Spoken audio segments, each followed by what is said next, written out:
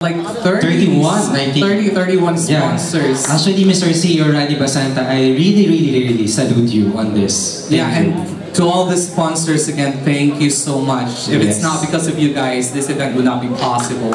Of course. And also, Josh, I just want to thank also for my hair and makeup, Mr. Alamates Conde, and for my sponsor, Mr. Randy Basanta, and for my designer is Mr. TJ Tim Guevara, and for my shoes, Mr. Direct Bonel Miranda. Well, I would also like to thank, actually no one in this case. Well, I would like to thank Mr. Alamat actually for the makeup for tonight. Yes. So, for the mechanics for tonight, I'm sure these candidates and the audience as well would want to know how they will judge accordingly. So, for the official criteria for judging in tonight, each segment are as follows. Beauty and face and appeal, 30%. Poise, confidence and character, 30%. Bearing, costume, and the way he manage and embody or express what he wears, 30%. And overall impact, 10%. For a total of 100%. Thank you so much for that, Kenzo. Now, just for the better understanding of everyone here in the hall, tonight's event will have 2 rounds. There are 5 segments for the first round for them to show their personality and intelligence. Now, the first segment of the first round was held already last November 16 at Andalusia Hotel, which was the preliminary interview, which comprises of 20% of the total scores. But tonight, to complete their scores, they will be competing in 4 segments. The Muslim attire, which we have just witnessed, Barong Innovations, Winter Collection, and the formal wear. All of them will have 20% of the total scores, which total to 100%. And that is how the first round goes. And then, we choose the top 10. And what was with the second round of start and all scores back to 0. But this year, we will give you a twist. A twist that I think every one of us will be excited. After we announce the top 10, all of them will be based accordingly in 2 teams. The first one is the question and answer. We called it Pick a View. That's correct. And then the second one is the final look. Is it exciting, Josh? It is very exciting. Now, for everyone's attention, not just to cut the excitement here at the room, maybe please call the attention of everyone. Please refrain from taking live videos and posting it in Facebook. We are actually monitoring, but I'm so sorry, unfortunately, once we catch you, we will have to ask you to go out of the hall. I'm so sorry. This is just an extra precautions. We're all safe here. We're in the hotel, but this is just an extra precautions. I hope that makes it clear. Yes, you're right, Josh. This pageant only shows that it's not only merely more about glamour, poise, but also we should define the candidate's character as well. And what is true Ginoong have. That's correct, but of course we would be needing the help of some people in determining who will be our winner for tonight. Alright, tonight we will be introducing our judges. Again, this pageant is really special and prestigious. The judges that we have here are like really awesome, the credentials that they have. Yes. Alright, let me start. Our first judge is a well-respected community leader and a distinguished Toastmaster, as recognized by Toastmaster International. This is a worldwide non-profit organization in the arena of public speaking and leadership. He is also a member of PICPA, Riyadh Toastmaster Club, since 2011. He is a well-experienced community leader organizing different events for the Filipino communities in Riyadh, Saudi Arabia. Now, aside from his accomplishments as a distinguished leader, he is also a champion public speaker, winning different trophies in different categories of each contest, from club, area, division, and even competed in Saudi Arabia's annual conference, competing with well-experienced public speakers all around the kingdom. Wow! Now, being a well-rounded leader, a public speaker, he was awarded as PRTC's Toastmaster of the Year for 2 consecutive years, in the year 2015 and 2016. He is a graduate of BS Chemical Engineering minor in Management from Puwa Institute of Technology. and currently on his last semester taking Masters in Development Communication at the University of the Philippines, Open University.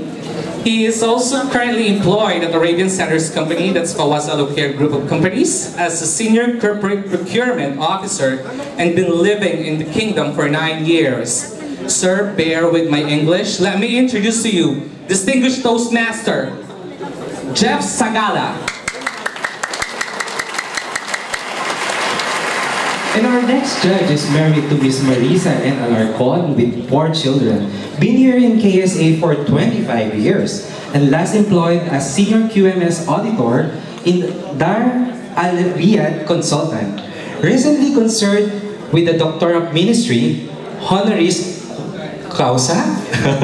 Currently the International Director of Values Formation and Spiritual Transformation Council of the Philippines International Incorporated, also known as VFSTCPII KSA Chapter. Social-Political Director of Church No Walls KSA, Honorary Member of the Association of Chief of Police of the Philippines or ACPPI. Board Member of the Order of the Knights of Rizal, Central Region Chapter, and Spiritual Advisor to several Philcom organizations in the Central and Eastern Region. So may we call on Mr. Gilbert Alarcon.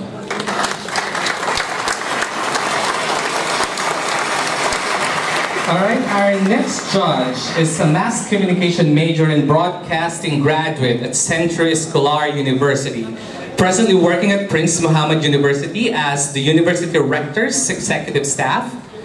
Past Chapter Commander Knights of Rizal Eastern Province Community Chapter KSA. He is also the Board of Directors and former President of the Filipino Pop Music Club. A member of the International Multi-Awarded Choir Group, wow. The Saring Himig Choir. Founder of the Because We Care. He is also the Chairman Advisory Council and past President of the 7th Overseas Filipino Workers Congress in the Eastern Region Chapter. A multi-medalist to the World's Championship of Performing Arts held in the Hollywood, California, USA last July 2013. He is also one of the outstanding migrant worker in Saudi Arabia for 2015, Bagong Bayani OFW, for Culture and Arts 2016 awardee. He is also one of the 10 most outstanding young Mindoreño to 2016, appointed as the Deputy Area Commander for Bahrain Knights of Rizal Republic Act 646, a talent scout for Team Philippines Middle East, that includes Qatar, KSA, UAE, Oman, Bahrain, Kuwait, for the World Championship of Performing Arts 2017 to 2021. A nominee of the Commission on Overseas, of Filipinos Overseas 2018's Presidential Awards for Filipinos, individuals and organizations overseas, Gawad ng Pangulo. He is also the CEO, founder, dreamers, and champions of the JPV Talent Academy in Eastern Region. Let us all welcome Mr. JP Vega.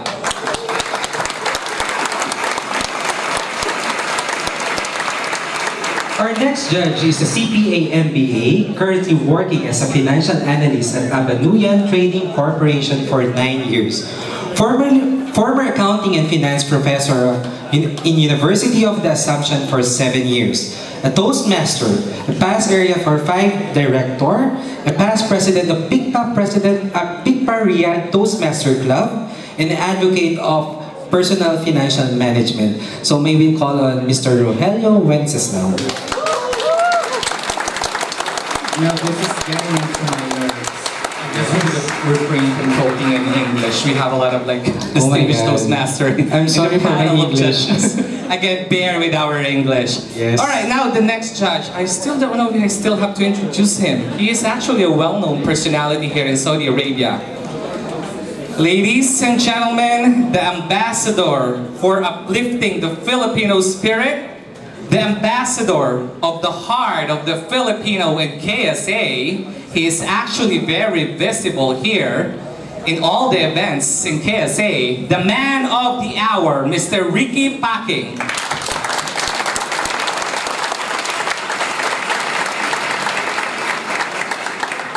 Our next judge is a professional trainer, celebrity model trainer in the Philippines.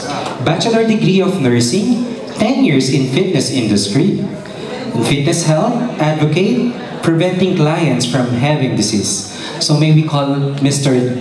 Jason Manahan.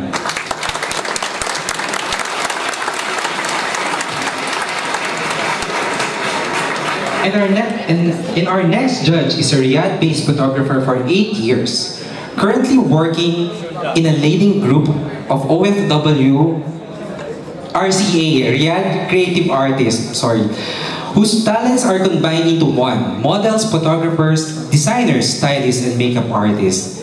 IT by profession, he is BS in computer engineering, and he achieved almost 100 most influential Filipino in the Gulf 2015 at Illustrado magazine. Winner of Splash Calendar 2018 for the month of June at Splash Fashion Photography. So may we call on the president of RCA, Mr. Norman Cunana. Alright, the last but not the least is the diaspora manager of Western Union Financial Services International for Saudi Arabia to Southeast Asia and Indochina. He started his career in the financial services industry in Dubai 12 years ago. Before joining Western Union, Rudel was, okay, I've mentioned his name already. This person was a licensed stock market trader at the Philippine Stock Exchange for over 5 years. Later, he joined De La Salle University, that's Marinas, for 9 years, which he held various positions such as faculty, head of marketing, department, and planning director.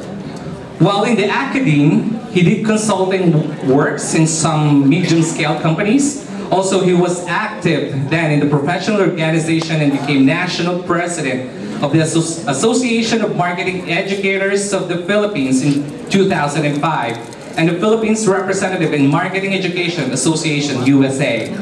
He earned his diploma in marketing from De La Salle University, Manila, Masters of Business Administration from the PUP Graduate School, and completed a Management Development Program under the WU University Internal Program in Vienna, Austria. Wow. Over the years, this person has developed various strategic marketing campaigns in the Philippines, Saudi Arabia, UAE, Qatar, Bahrain, and regional marketing programs for migrants from the Arab countries, Philippines, Indonesia, Vietnam, Thailand, and China.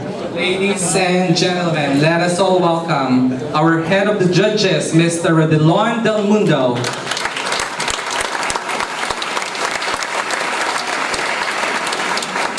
Wow, our judges. Hindi na sila basta-basta. Yes.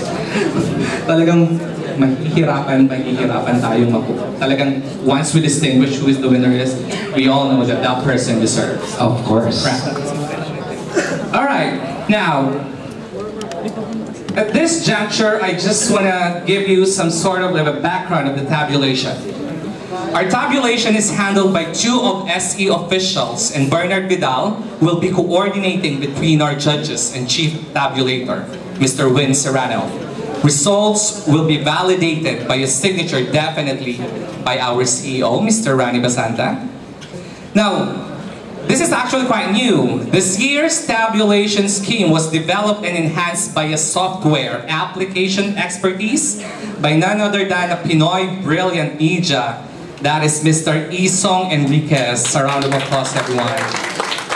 Now, Mr. Isong, who happens to be supervising our tech booth as our technical head, is actually backstage for our visuals.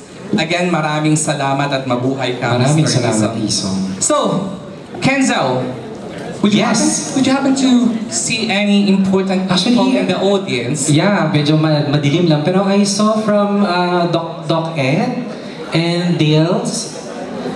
And I think the calendar of Christian Dab is also here. Could we have a little bit of interview with our audience here? Just want to know who are the people. Okay, yeah. So I'll go in the side. Someone here, the winner of the face. Yeah, for the face of Adam. Here. Now, yeah, Mr. Alvin is here also from front row. Now, Good number. Mr. Face of Adam 2017, would you like to give some tips to our candidates? Just so much, because everything happens for a reason. If it's for you, it's for you. Wow, grabe naman yan. And also, Josh, I just want you to also introduce na dito rin isa sa mga Philcom leader na si Doc Ed. So, hi, Doc Ed. Good evening. Hi. Do you have any comment? Well, the show is beautiful. The contestants are all deserving. Good luck. They just need to show their best. Thank you, Doc Ed. Okay. So, alam ko, nandito rin ang mga Christian Dove. Nasaan si Christian Dove? Well, hindi ako actually makakita ng malinaw. I don't know. Yeah. Now, would you like to introduce one of them? Eto. Nandito pala siya. Isa sa mga Philcom leaders, Yeah. Mr. Christian Dove. Why don't you go ahead, sir? Give us some tips. Okay, Fantastic. Sir Christian, come on stage.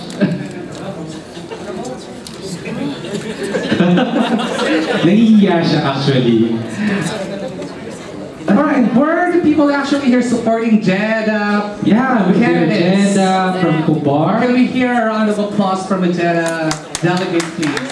And you know what, Josh? I just want you to inform that in Kubar, there's a pageant from Zamboanga. I saw a title from a pageant in Zamboanga, Mr. Albi. Oh. He won the title in Zamboanga way back 2000 something. Alright, congratulations, and now, let's go back to business. Coming in here. Yes!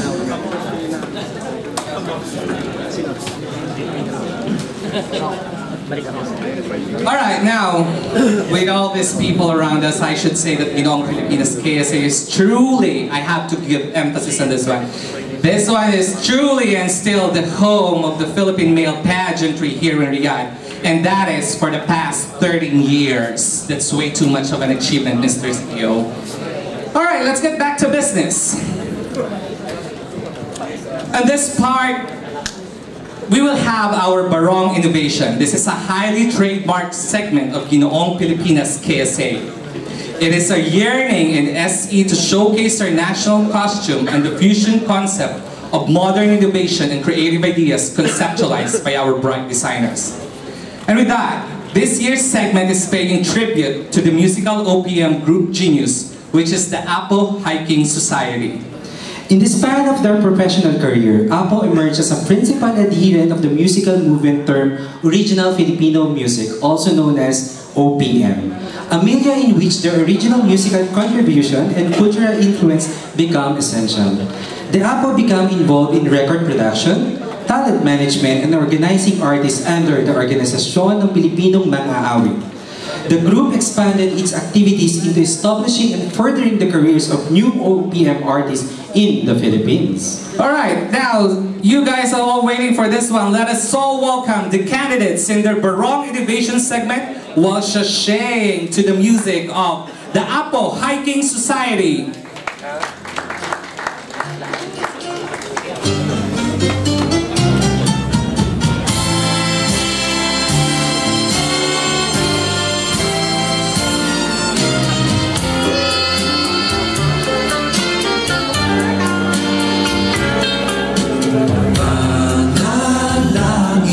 Sa habang buhay, makapiling ka, makasama ka, yan ang panalangin ko.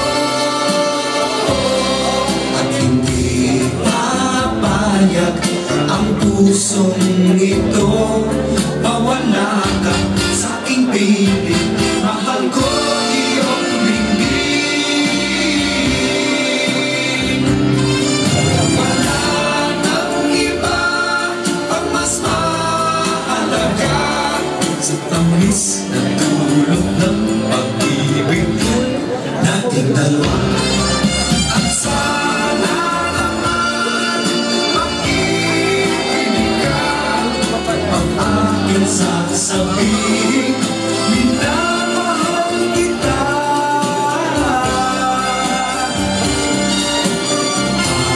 Nanalangin ko sa habang buhay, makapiling ka, makasama ka, yan ang panalangin ko. At hindi papayag ang pusong ito, mawala ka sa aking piling, mahal ko iyong linggin.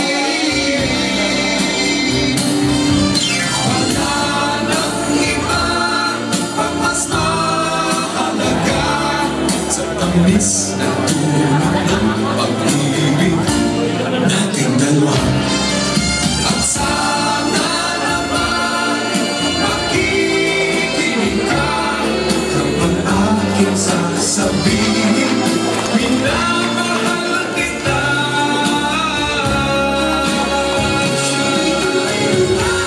Panalangin ko sa habang buhay, makapiling-kapiling, makasama-kasama, yan ang panalangin ko.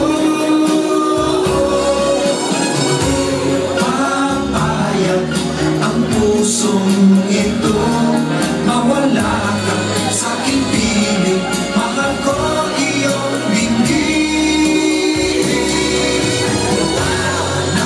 Panalangin ko sa habang buhay, makapiling-kapiling, makasama-kasama, yan ang panalangin ko.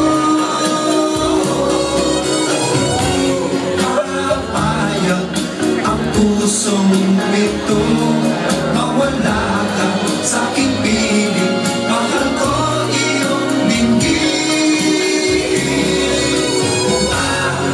Panalangin ko sa habang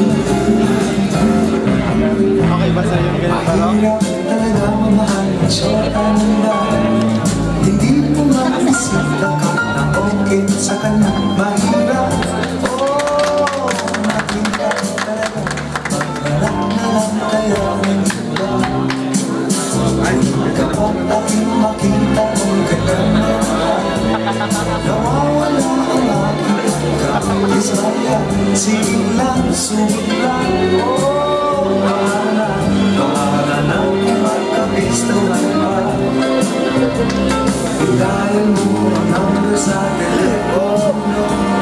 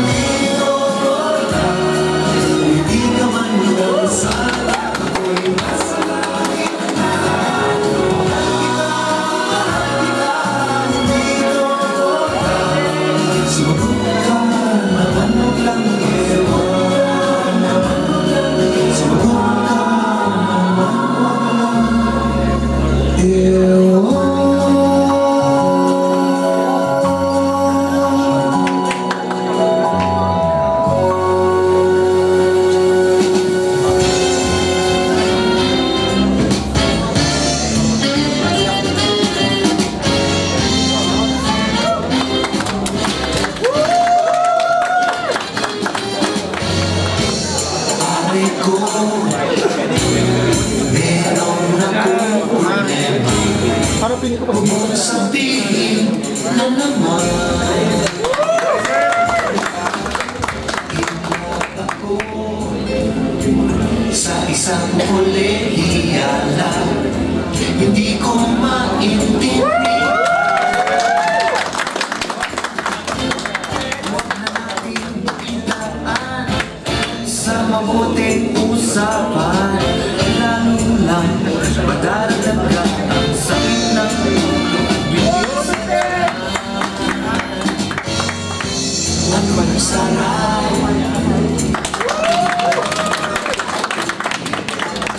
napuno ako ng pag-asa.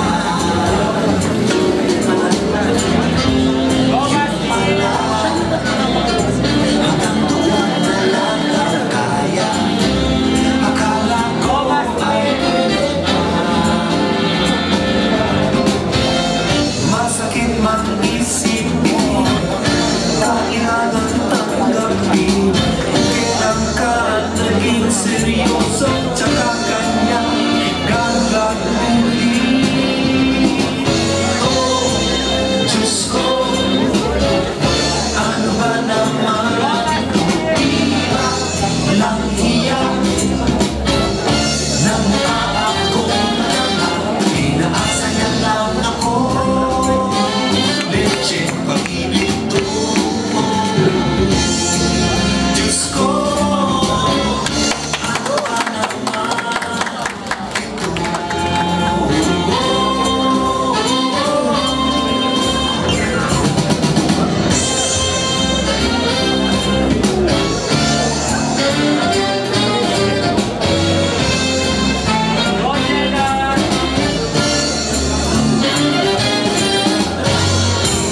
Sabi ko niya, ayaw niya munang magkasyota. Din sa ko naniwala. Di nagtagal, naging ganun na rin.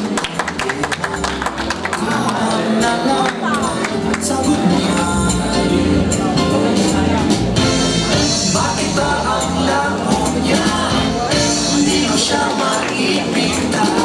Hanggang kailan maghihintay ako ay naiinis na.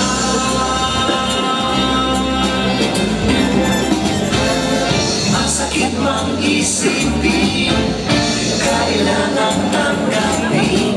Kung kailan ka naging seryoso, tsaka kanya gagaguhin. Oh, Diyos ko, ano ba naman ito? Di ba lang hiya nang mukha akong talang, inaasa niya lang ako.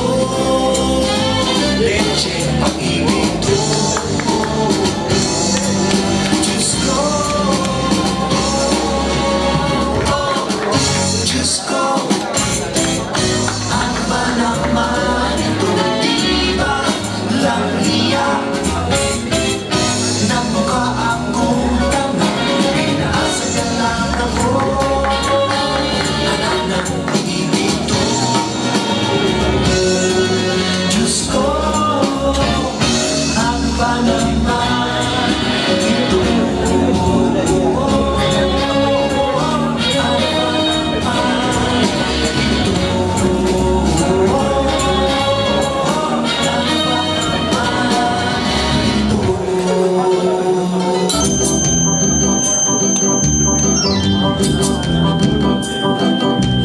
Kahit saan ka man, ang awit ay narinig. Sari-saring napupustulan, mga luma at bagong himig. Ngunit isa lang ang aking gusto, isa lamang ang napapansin.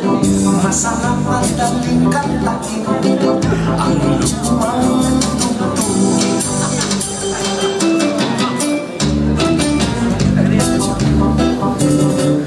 May awit para sa sayaw, may awit na puro sigaw, may tungkol sa mahal sa buhay, pero di na naghihiwalay. Ngunit ang madaling sabayan, lalo na kung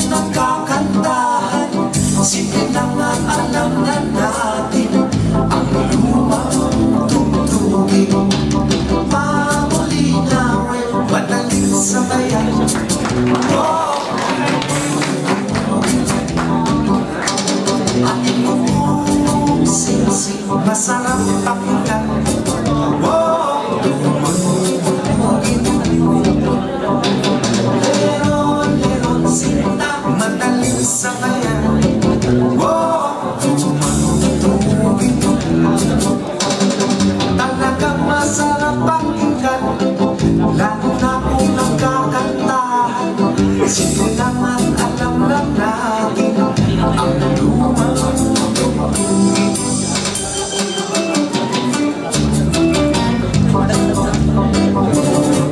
Kahit nandito sa atin o kaya sa ibang bansa, kahit nasaan manggaling, mahirap malimutan mga lumang tugtugin. May awit para sa sayaw, may awit na musiyaw. Sa mahal sa buhay, pero di na nag-iwalay. Ngunit ang madaling sabayan, lalo na kung nagkakantahan. Sige lang at alam lang natin tugtugin. Sinsirit-sirit, alibang-bang, masarap pakinggan.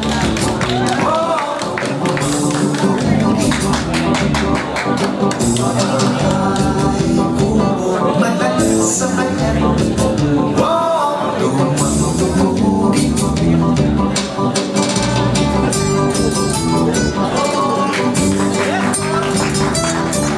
masarap pakinggan. Happy birthday to you. Madaling sabayan.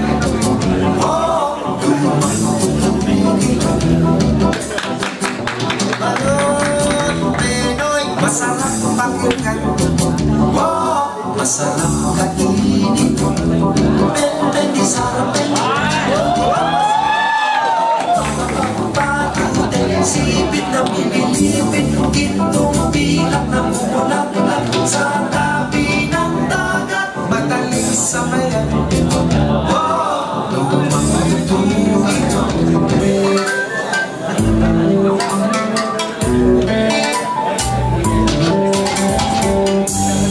Gusto pa ba ang harana?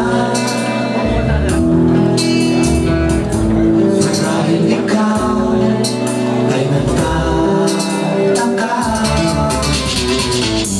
Sino ba itong mukhang gago? Nagkanarapan sa pagkanta at nasisintunado sa kaba.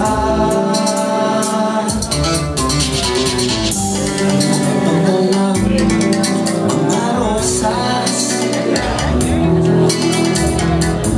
suot na may maong na kumpas.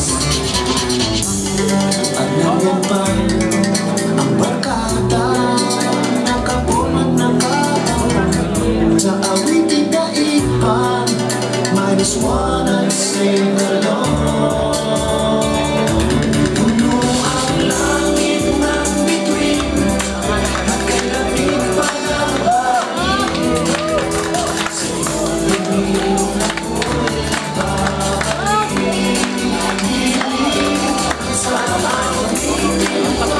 babalik. Sa may maligan mo.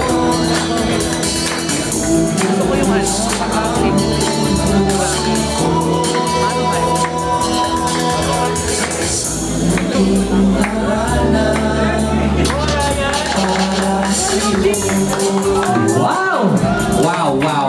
That was a killer, Kenzo. Actually, napapasayaw nga ako habang rumarampa sila. Now, that makes me actually think that this is actually the reason why we're not out of the international arena. Look at the designs of our Filipino designers. Actually, See, I've been seeing some Japanese-inspired, some European old era-inspired, some heated. Before it was just plain, but now see the designs that they have now. It's really, this is a dope. totoo. Yeah. Ang galing ng mga designers with the way they, also the contestants with the way they carry the designs. Let's give them a round of applause again. Yes. All right. Alright, now at this juncture, we will be giving out again some special awards.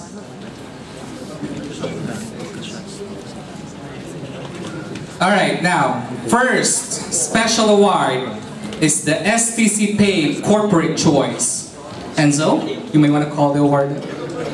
Okay, for STC Award, may we call on Mr. Rani Basanta, our CEO, and from STC Pay, representative. STC Pay Choice Award will receive $100 and a chest. Mr. CEO.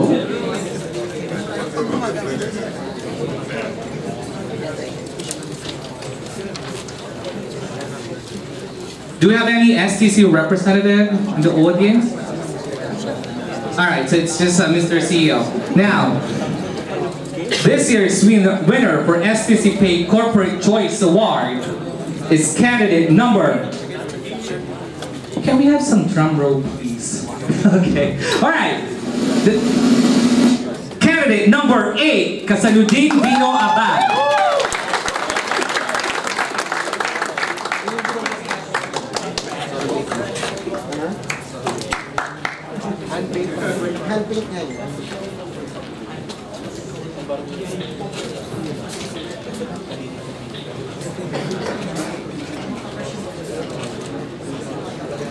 Alright, congratulations, candidate number 8. Thank you, Mr. CEO. Alright, our next award is Mr. Popularity. For Mr. Popularity Award, may we call on Mr. CEO Rani Basanta and from Fitness First, Mr. Jason Mangahan.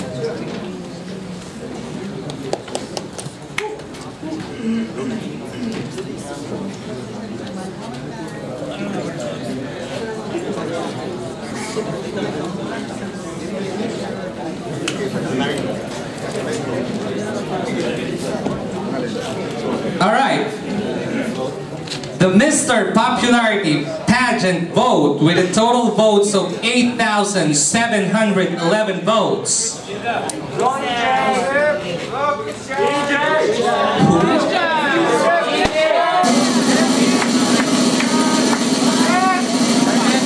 That's candidate number 5, Christian Amparo.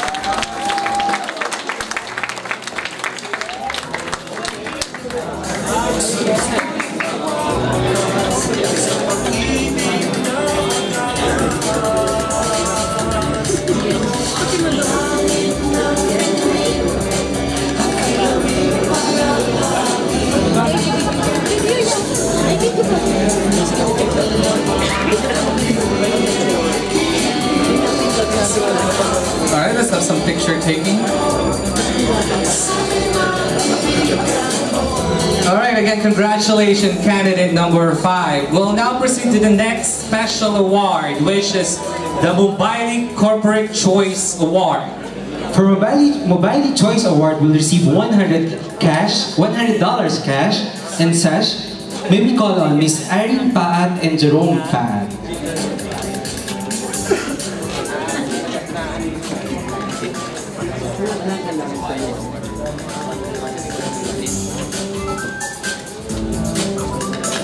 Hello, ma'am. Hello, sir.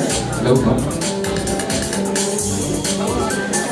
Alright, this year's Mobile Corporate Choice Award goes to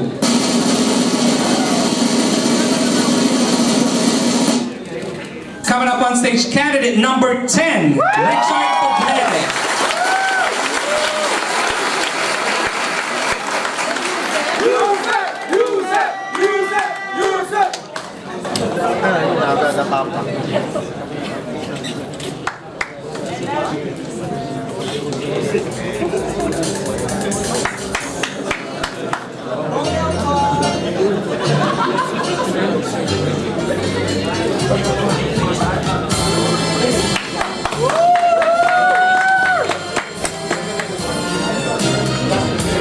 Again, congratulations to you guys.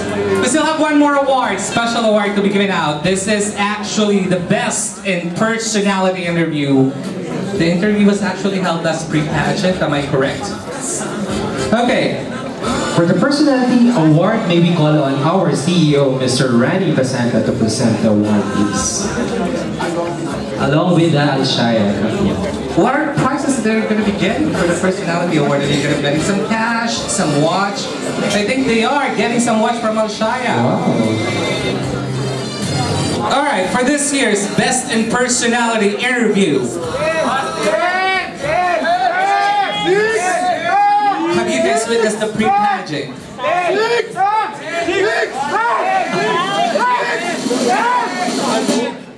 Candidate number 17, Mr. Gerald Benedict Caballero.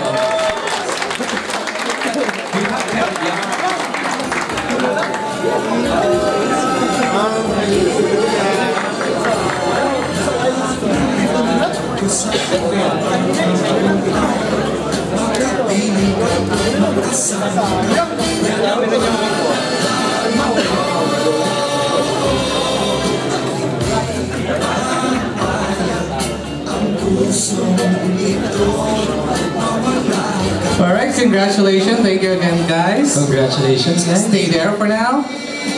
Because we are also going to be awarding a major award, which is the Best in Barong Innovation. Which is actually the Best Barong Designer and Best Barong Innovation. We'll start first with the Best in Barong Designer. For Best Barong Designer, may we call on Daddy and Mommy Kambal from SE Production. Hello. Hello, Mommy. Mommy and Daddy.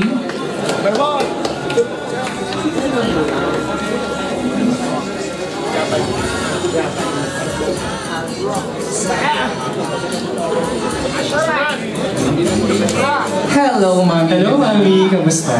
Yeah, thank you so much for all the support again for today's SE Productions. Of course. Okay, we also have someone from Alshaya, representing Alshaya Company. Now, what are the awards? Actually, for the Best Designer Award. Okay. And the black.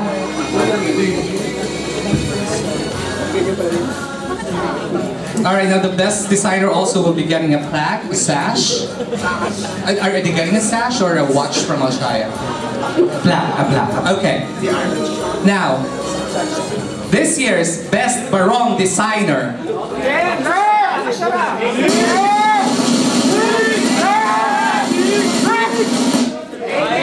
This is a design worn by Mr. Benedict Caballero. Let me call the designer Mon Pandongan.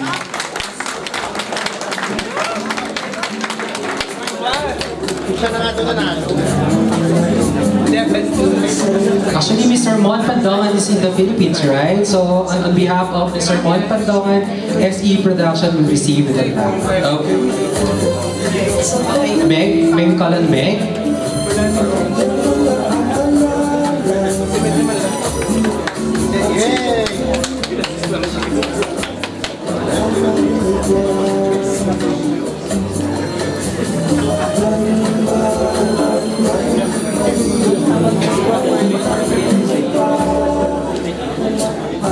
Thank you.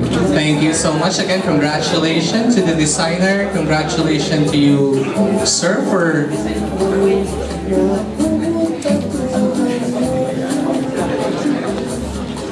Okay. Another major award that we will be giving out is the Best in Barong Innovation. For Best Barong Innovation, may we call on Mr. TJ Guevara and Mr. Edward Banhaon. Mr. Barong Innovation will receive a branded watch from Alshaya and a plaque of appreciation. And sash. And a sash. Coming up on the stage, Mr. TJ Tibe, Mr. Edward. Alright. Guys and gals, who's your bet among these designs? Who do you consider as the most innovative design?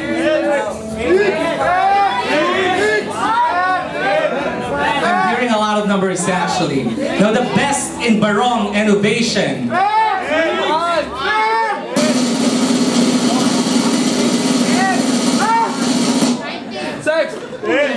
Grace the stage, candidate number 18, Paul Peña-Florida.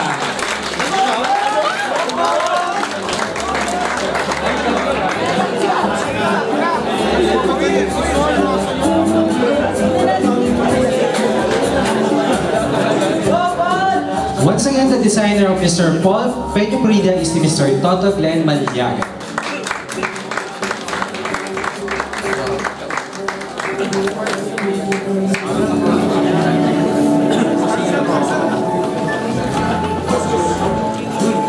Thank you.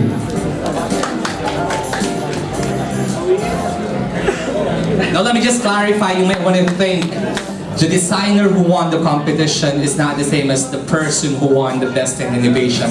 Again, the contestant has something to say on how he wears the design itself. So it has a big point of that.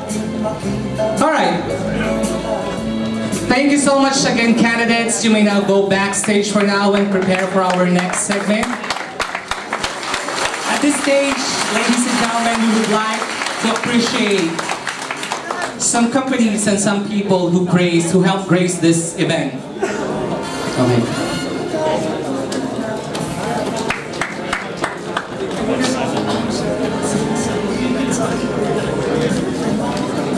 Alright, now we will be giving some plaque of appreciation to these people. Let me just read to you the content of the plaque. Sorry, this is a certificate, sorry.